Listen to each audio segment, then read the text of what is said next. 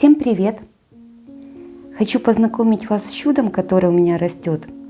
Это растение называется бегония, и я просто уверена, что такое растение необходимо в каждой коллекции. И сейчас объясню, почему я так считаю.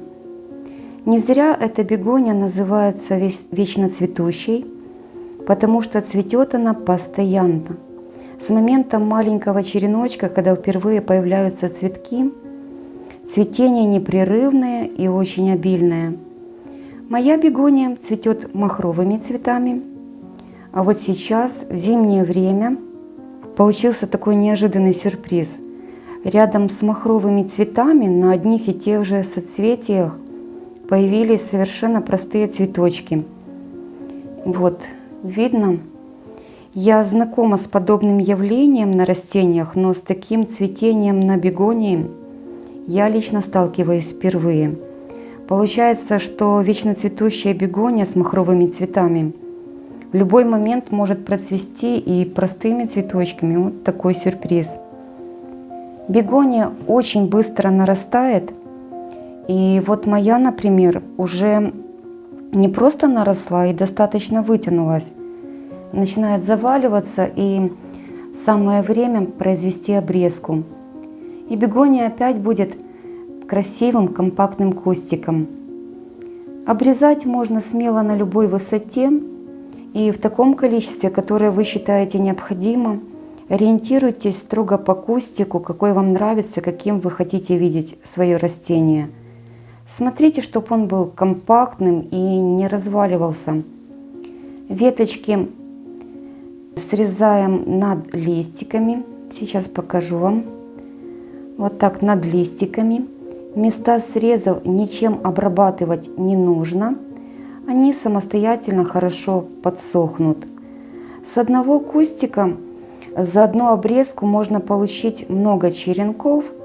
И у кого есть цель размножить бегонию, то, имея в наличии один куст, в кратчайшие сроки можно получить десяток полноценных растений. Вот так получилось у нас.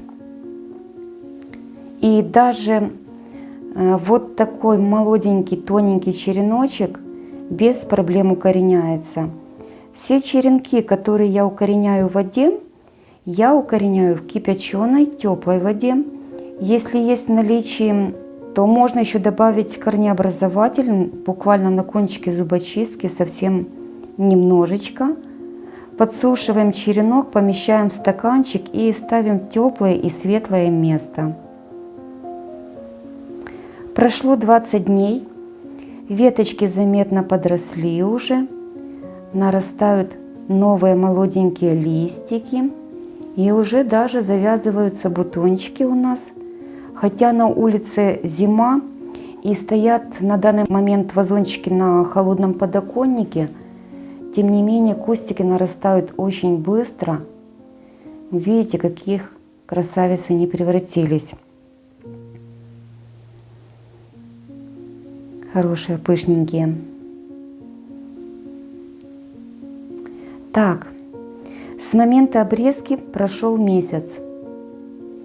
Кустики очень хорошо наросли, и я уже просто не успеваю их поливать. Сегодня уже был полив. Бегония любит воду. Конечно же, она легкую пересушку тоже переживет, но лучше этого не допускать. Вот, поскольку она любит пить, мы можем смело посадить бегонию на фитиль, что мы сейчас и сделаем. Не ставлю себе за цель увеличить объем контейнера, просто посадим ее на фитиль.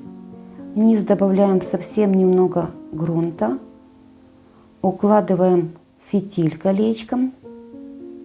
Совершенно стандартная процедура, ничего особенного. Добавим немножко грунта. Так, этого будет достаточно.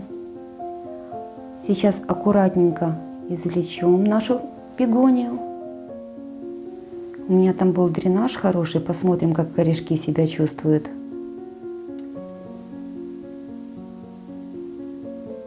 Ну, по-моему, все замечательно. Нет, это будет высоко, нужно дренаж немножко убрать, чтобы бегония пониже села, ближе к фитилю. Так, убираем все лишнее. Думаю, сейчас все у нас получится. Корешочки хорошенькие, свеженькие, молоденькие. Ну вот, кустик отлично поместился в наш контейнер. Я же говорю, объем я не увеличивала. Этого грунта будет достаточно. И теперь самое главное, кустик совершенно от нас не будет зависеть, не будет ждать нашего полива, сможет самостоятельно пить сколько хочет и когда хочет.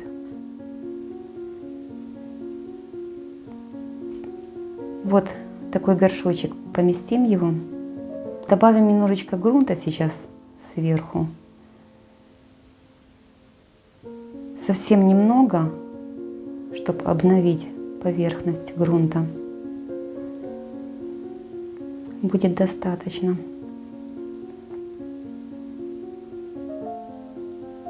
Вот так у нас получилось.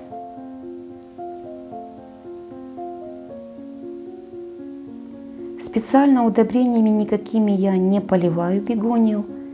Если остается раствор от полива других растений, то могу добавить. А так специально не подкармливаю. Вот ставим такой контейнер, будет достаточно.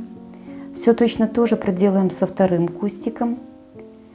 Очень интересно мне посмотреть, как он зацветет, потому что, как я уже говорила, помимо махровых цветочков он выдал простые, но это еще не все. Бегония моя еще и изменила свой цвет, потому что у меня вообще-то красный и розовый кустик, две бегонии. Но, как вы видели в начале ролика, она процвела розовым и белым цветом. Как это получилось и в какой момент, я не могу сказать, но это факт. Скорее всего, что красная бегония, судя по листикам, изменила свой цвет на белый. Поэтому интересно, каким будет цветение на этот раз. Так, уже этот кустик у нас тоже посажен. Точно так же добавим немножечко сверху грунта. И можем смело ставить куда-то наверх стеллажа, поскольку бегония будет расти на фитиле и не будет нуждаться в нашем поливе. Бегония отлично растет на любом подоконнике, стеллаже. Главное не допускать попадания прямых солнечных лучей, потому что начнут подсыхать кончики листьев. А так она совсем не требовательна. Все, по-моему, получилось замечательно.